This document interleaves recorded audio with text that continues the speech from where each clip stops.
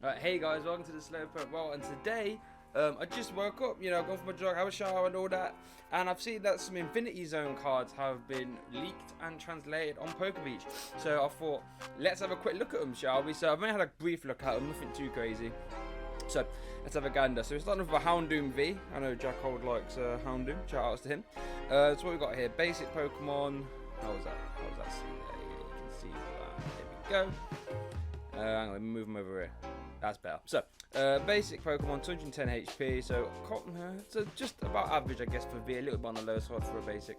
Serum Flame for 1 fire, just 20 damage, and your opponent's active Pokemon's burnt. I mean, it's nice to have all energy attack, I guess, in this sort of big VMAX meta. If you can just, have a little turn 1 dink, it's never too bad. And then Compensation Flame for 2 fires, 1 colorless. If any of your fire Pokemon have a damage counter, there's 100 more, so that's quite a nice easy 200 way to satisfy 200 there. Not gonna lie, weakness to water and retreat cost of 1.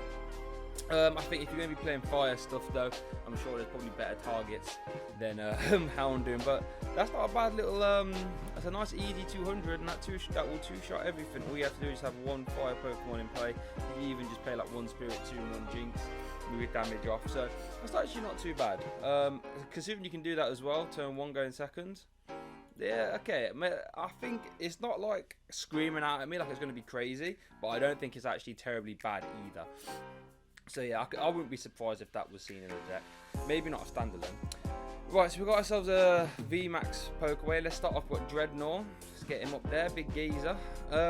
Ability Hard Shell takes 30 less from attacks. Okay, that's always nice. He's got 210, so he's effectively got 240 HP. Very good. 2 attacks, water, colorless. 130 damage to defending Pokemon can't retreat. Okay, that's not bad. It's not bad. It seems pretty vanilla though, doesn't it? 3 for 130 on a V Pokemon. I guess you do have Frosmoth though, so you can always preface this. You can get the attack going in 1 turn. But I mean, it's not bad. Obviously, because it's a VMAX, that we're only playing that because we have to. Let's have a look at the VMAX. Look at the artwork. That's menacing, boy. Jeez. Let's have a look. So we got Dreadnaw 320 HP, so I guess that's on a little bit on the low side, but it does carry over its hard shell ability, so it takes 30 less from attack, so I guess it's got an effective 350. And I guess abilities that reduce damage are always better than abilities that just give you extra HP, because if you reduce damage, if you heal, you effectively get to use the ability again. So right, let's have a look then. So our attack, water, colorless, G-Max Stone Surge, 160 plus damage, flip a coin if heads. Does 80 more. Okay, so you're doing 240 on a coin flip. There seems to be quite a bit of a trend going on now with these VMAX cards, right? Because that sounds awfully familiar to Toxictrity VMAX, right? So I'm guessing there might be quite a few of these VMAX Pokemon that do 240 with a condition. In regards to this one, is it better than Toxicity in that regard? I mean, 50% of the time you're getting 240. You can play stuff like Will. I don't think there's any. Is there Fliptinium format at the minute? I don't think so. So I'd rather play a Toxicity in all honesty. I don't really want my support for the turn just to guarantee me an extra 80 damage, rather do something more better, like progress the board state or boss's orders for KOs. But yeah, I guess these sort of evolving, like this takes me back to Mega Aggron at the time. I think was 4 for 120. Flip a coin if heads, double the damage. He did 240, and at that time 240 would just like eject everything, and that didn't see play. So I don't think this will, unfortunately. Let's have a look. So we've got Galarian Coalossal. I don't know why they've done this stuff or thinking about it, but okay, this one looks kind of interesting too. So we're a basic V Pokemon, 190 HP. With an ability Eating Aura. As long as this Pokemon is active, when your opponent attaches an energy from their hand to their Pokemon, put 3 damage on it. Now that's interesting. That's interesting. So against stuff like Frosmoth, if they're just going crazy with a Lapras VMAX, okay, so that ability is kind of nice. It reminds me of Frozen City from all the way back in the day, from Frozen City. That was a stadium card which had the same tech but for 2 damage count instead of 3. The only point, this has to be in the act, so they can boss orders around it. I guess that's a bit annoying, but it's not too bad. Let's have a look at the attack then. So is it good enough to be a build around? Psychic Colorless, Hallow Missile, does 60 damage, put 3 damage counters on your opponent's Pokemon in any way you like. Okay, so a bit like Dragapult, same energy cost. Well, I guess it's basically the same energy cost. 60 damage is so low. Like, that's so... I mean, I guess they can't make the attack really good in this because of, obviously, that ability. 190 HP as well is not a lot of HP, is it? I know you actually can't see that, guys. I apologize. Yeah, 190 HP. That's not a lot, so... I feel as if it's on the cusp of something good. I'm trying to work out in my head if it's better to be like a hit and run deck and you spin into this rather than attacking with it. I'm not sure. Maybe as a one-off in that kind of style deck, just to help increase your damage output. I guess because I guess Hitmonchan's problem at the minute is it doesn't do enough damage, and this would help supplement that. But then you kind of want to be playing Hitmonchan because you give up one prize, right? And if you throw in this up in the active, like, you're not giving up on prize anymore, so you can't lose your sort of edge. I don't know. Could be good. Could be interesting. I'm sure there'll be some sort of rogue deck that'll play it. I think it's probably going to be better more in a hit and run deck. But, you know.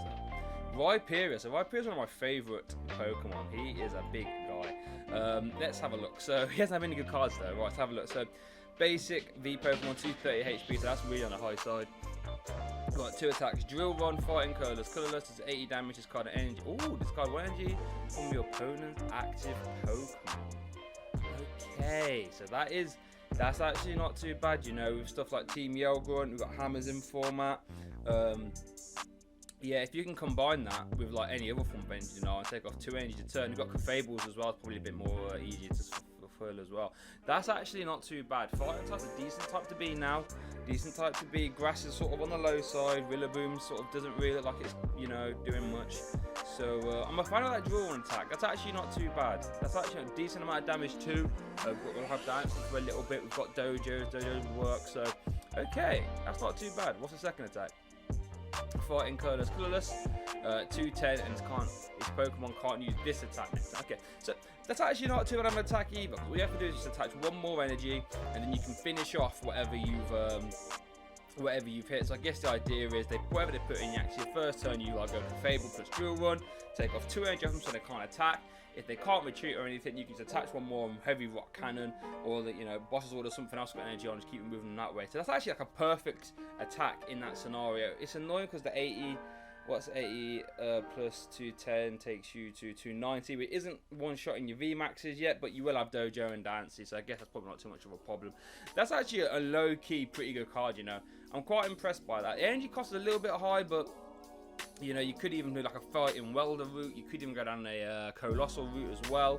So yeah, I'm actually quite impressed by that. Maybe this goes into the Sandaconda deck, thinking about it as like a one-off, just for have a little bit of energy disruption, maybe. And I guess if you are playing Coalossal, you can put Ninetales in for coverage. So I actually think this Rhyperior is actually quite decent. This could be okay. It attacks a little bit on the costly side, but you could also go Fighting plus Welders as well. So that's actually not too bad. Don't forget about that. Okay, right. So we've got Ariados, and when I first saw this, I was like, oh, have they done it? But they haven't. What Ariados does is a stage 1 HP.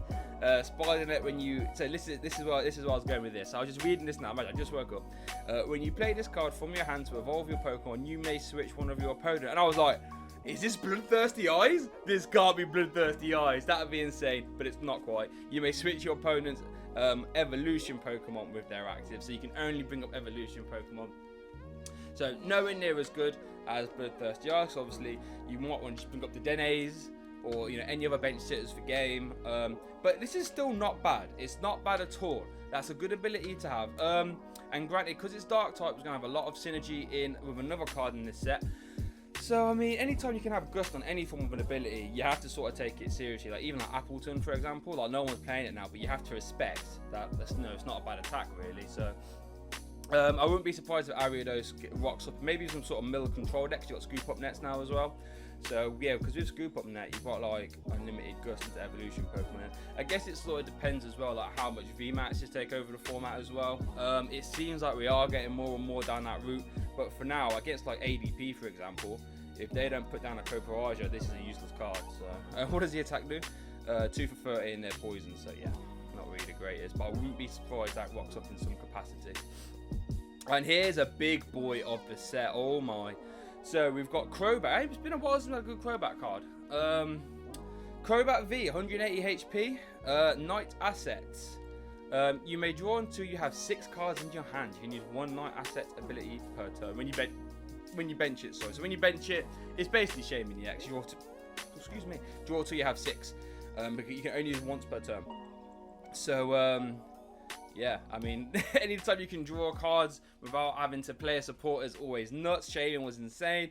Granted, this isn't as good as Shaman because you can't just go like 3 Crobats. But what I think is going to happen, it seems like I was chatting with one of my mates and they've got Jirachi format, you've got Eldegosh, you've got this, and you've got the Dene. So there's going to be a lot of supplemental consistency draw that you can play. I think as it stands now, I'm not sure if this is the best. It's probably a toss-up between this and the Dene if you just want to raw draw cards. Obviously, the drawback is with the Dene, you can't hold on to any cards. You have to bin them all and get 6 new fresh cards. Whereas with this, you can hold on to like your 20 energy, or you can hold on to whatever you want and then try and draw into your other combo piece. So yeah, both really good. So yeah, Crobat's going to be naughty. What does the attack do? 2 for 70, and your opponent's Pokemon is now poisoned. Okay. And a weakness to fighting, that's odd to see, because normally Crobats resist fighting. But so yeah, that's going to be a good card, good staple card. No, you can't really beat around the bush there. It's going to be expensive. Make sure you buy them straight away. Alright, what does Scrafty do? Stage 1, Dark type, 120 HP. Corner, defending Pokemon can't retreat. It's always fun against Jirachis and stuff, but you're a stage 1, so you don't really want to be evolving to a stage 1 to do that. And then we've got Bad Cruel, 90 damage for Dark Colorless. If you play Piers this term, you do 90 more. 180 on a stage 1 is never bad. I guess it 2-shots everything. Super high energy cost though. You can't really get that going in a turn reliably, and you have to assume with 120 HP you're going to get knocked out. So this probably just adds to your bulk, unfortunately. This card, however, doesn't really get added to the bulk. Okay, so we've got ourselves Hooper. Now this might be pretty decent. Hooper, basic Pokemon, 120 HP, 1 attack, Assault Gate, 90 damage. If this Pokemon wasn't moved from your bench, you have to spot this turn. This attack does nothing, isn't affected by weakness. Now, what does that remind you of? It reminds you of Zapdos. It's almost exactly the same text. I don't think it's exactly the same text, but it's very similar. And yeah, it's a good little non-GX attacker, really, 90 damage. It strikes me as it could be a really good Aurora energy target to deal with Dragapults, maybe. I'm not sure if you want to go down like that route or Spiritomb route. This is more universal in the sense that it's a 90 damage against everything. You don't have to worry about like hustle belts and stuff like you would with Spiritomb, and you can get it going in a turn. Whereas Spiritomb lets you just hit bigger numbers. So again, this might get seen in the deck that I want to get onto later because it's a dark type, but it's just one to keep in note really, because 9 HP for a non-V attacker. You know, 90 damage turn 1 deals with like Grookis and stuff, Jirachis as well. Just lets you cheat ahead in the prize race there rather quick. So yeah, not too bad. Right, and here we go. Here are the big ones of the set. So we got ourselves a Eternatus V. Okay, we'll start off with him. Sorry if you haven't been able to see the card properly. I haven't been really looking at that one out. Right, so we've got Eternatus, basic V Pokemon, 220 HP. 1 attack, power excel, 30 damage. You may attach 1 dart from your hand to your bench Pokemon. That's not too bad. Again, I'm always a fan of turn 1 utility attacks, and this is something you can always just pop off, do a little bit of damage as well, and helps up your bench. And then we've got Dynamax Cannon, 120 damage plus 120 if your opponent's active Pokemon is a VMAX. Now, if that wasn't as costly, that could have been okay. But I think 240 HP at the minute, it's not really. There's no VMAXs with 240, so I guess you're setting up for 2 shots, but for 4 energy, and you'll see the VMAX attacks for a lot cheaper than that, so I don't think you're ever really going to be wanting to use that. But here's one you want to use, Jesus. So we've got 340 HP as well, yikes. Alright, so we've got Eternatus VMAX, okay. It's got an ability, really interesting one as well. Alright, so here we go. If all your Pokemon in play Dark types, you can now have 8 Dark type Pokemon on your bench, and you can't play any other type of Pokemon, okay?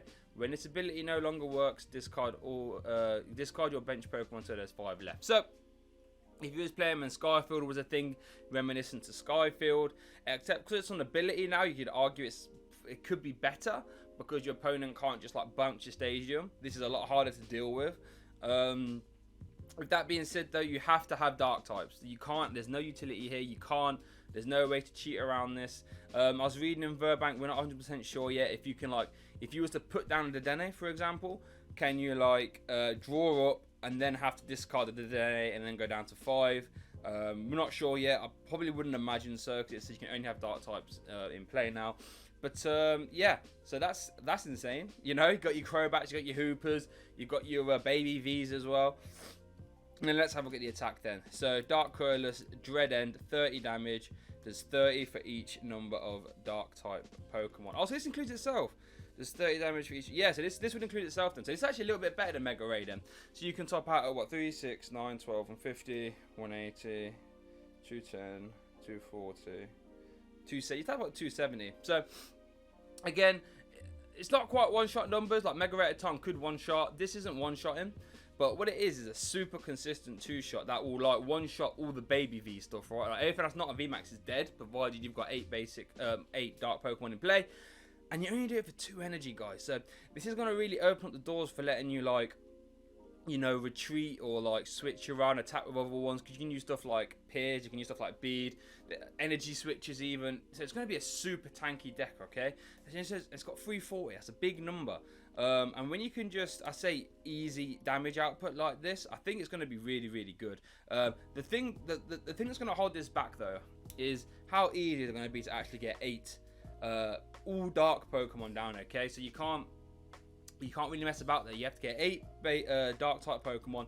And granted, you can use stuff like Crobat, you can use Hoopers and stuff like that. But that's going to be the crux. Because I remember back in the day of Mega Ray, that was so good because you just went like Ultra Ball, Hooper, Shaman, right? So you just got Hooper, gets a Shaman, or like a Baby Rayquaza, for example, and you just fill your hand. Whereas this is going to be limited because you can't Crobat multiple times in a turn. And I guess like early game Marnie and stuff could really screw you up as well. So I think it has the potential to be really, really good. Like I think it's like a tier. I'm gonna say 1.5 for now. But has the potential to go to tier 1. But it could be really susceptible to early game hand disruption, I think. So yeah, could a strong geezer. We've got Scissor here. Man, this ain't very good. Basic metal Pokemon, 210 HP.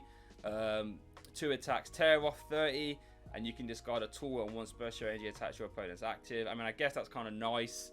Getting rid of special energies is always cool, but I don't know, 30 damage is almost legible now. And then Metal Claw does 140, flat 140 for metal colorless. If you're going to put 3 energy on a metal type, make it a Zacian. I don't think this is very good at all. I guess if you want like, a little bit of energy disruption in ADP, you can maybe play one of these to rip off special energies, and you could, I guess then you're doing 60, but probably wouldn't recommend it. Now here's an interesting one for a couple of reasons. So we got ourselves Salamence here, okay? Salamence V, colorless type. So this surely. They haven't announced it yet, but we ain't seeing dragon types ever again, guys, because we haven't seen one since Sword and Shield, I believe. And everyone they have put in has always been their alternate type. Like obviously this is taking like the flying type in the Salamence, so it looks like dragons are gone forever, which is unfortunate, really. How mad's that? I was playing when dragon types were introduced into the game, and now they're gone. Makes me feel old. But here we go. So basic Pokemon, 220 HP, 2 attacks. I think the first attack's the better one, to be honest with you. 3 Coalossal energy, Transflight. This attack does 30 to each of your opponent's Pokemon. Now, what I like about this is how it used to be 20 times. It used to be like this sort of universal spread, right? Like a KOKO flying flip. But now it's 30 times. Is that, I don't know, if there's like some sort of damage mover and format, maybe this is okay. Like, because if you do that versus Eternatus, that's a lot of damage you've just put in play there, so. Yeah, it could be like really decent in like spread type decks. How good are spread decks at the minute? I don't think. I think because VMAX's HP are just so high, I just don't think it's viable, to be honest with you. But you know, like if we do get some good spread stuff in future, we have got this Salamence V, and he would be really good at it. And his other attack is a flat 160, attach 1 more to do it, so it's for 4 colorless. I think it's by far the best spread we've got now. Maybe you could play this with like a Malamar Wheezing type deck. Maybe now I'm thinking about it, you know, you can use this early game to try and get some damage counters in play. Maybe you can play like a dub wall in there as well for late game. Yeah, maybe I'm talking myself into it now. That actually sounds quite fun. That's something I'd profile for sure. So yeah, weakness to lightning and resistance to fighting. Okay, onto the trainers. So here's Piers. This is what that Scrafty was doing earlier. He was comboing with this. What? I can't remember what this does. Search your deck for a dark type Pokemon. Oh, and 1 energy revealed and put in enchant. Okay. Seems a bit slow. Seems very, very slow. I guess Eternatus likes this just so it just... Because you can just grab Crobat, for example, and an energy. But you have to sort of weigh it up. Would you rather do that or like play a Magnolia, for example? I guess you can argue it either way. I mean, I've always been a fan of Search. But I guess you can... The problem is, if you were to try and build your deck engine to be a Piers engine if you're playing Eternatus, is that enough? Searching for 1 Dark and 1 energy without other ways of filling your hand up? I'm not sure. That's the problem. But it could be a nice little one-off, in all honesty. It could be a nice little one-off. Maybe you can build an engine with that and just rely on the Crobat to draw to fill your hand up. I'm not sure. But hey, it's an option for Dark types now. Rose. Now this is interesting. This is an interesting card right here. Okay. So we've got Rose Supporter. Choose up to 2 basic energies from your discard pile. Attach them to one of your VMAX. And then discard your hand. Okay, so at face value, we're starting to see the VMAX support now, guys. It's starting to happen. And here's this. I know it's quite good, isn't it? To be fair, now, obviously the stipulations you have to discard your hand, right? But on face value, that seems devastating. But there are ways around this. You've got Jirachian format. You can play Sylvalies. You can draw back up to 5. You know, there is stuff you can do to help mitigate that. And since it's the only acceleration for VMAXs, this might. Like, you might be able to push, like, I don't know, a straight Copperajah deck, for example. You just play the Sylvania, right? Or you could potentially put this in Eternatus, and just so you can get your VMAX going in 1 turn. Okay, so that's stuff you can do. Do I think it's particularly great at the minute? I like having the option, I think, for your VMAX decks. This might actually be better with the Sizzlypede Pokemon, to be honest with you, because that just needs energy attached to it. I think it is 40 for each energy attached to it, and you can just help load them up with this. So yeah, well, I guess in that you probably want to play Welder. I'm not sure. Am I convinced by it? I'm not sure. I think it's got potential though. Has got potential. Because I know some decks using like Electrode now, like Electrode Malamar. Then you could use this instead. There is like a stadium to combo with Rose though. You got Rose Tower, and this says once during each player's turn they may draw from cards from their turn. They have 3 cards in their hand. So you can see that the kind of synergy there is that you set up your VMAX, and then you use Rose Tower to draw back up. I guess the problem as well, if you're sort of using that little engine, is that you're never really seeing too many cards, right? That doesn't seem great to me. Like, you're not really seeing too many cards in that scenario. Like, you're seeing 3.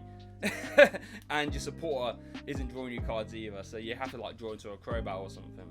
So, yeah, not really convinced. And there's a special type Dark Energy now as well, which is kind of cool. As long as this card is attached to a Dark type Pokemon, it provides Dark Energy. And the retreat cost it's attached to is 0. So it's like Floatstone for Dark types. And I'm sure there are some Dark types with a super high retreat cost.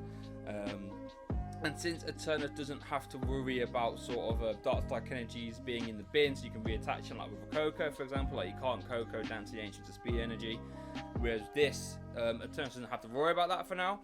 This, I assume you probably play quite a few in there, yeah. Unless you want to go down like a bead route or something, or maybe like really lead into your energy switches. I don't see why you wouldn't play a couple of these. So yeah. So that's that then, guys. So yeah, super fun stuff, really. Eternatus could be a bit of a world beater. So yeah, I'm excited. Whoo! Can't wait to get my hands on these. Thanks for watching, and I'll see you all next time. Hey guys, thanks for watching that video. Much appreciated. Really hope you enjoyed it. If you did, please don't hesitate to subscribe. I try and put out as much stuff here as I can. Full deck profiles plus games, topic conversational pieces regarding anything in the TCG. Check out my Twitter, check out my Facebook. That's where you get most of the updates, sort of see what's going on behind the scenes, all that good stuff. Also check out the SoundCloud for the full bi-weekly podcast. If you're interested, if you like the conversational pieces, go check that out. But yeah, thank you so much for watching, and I hope you have a good day.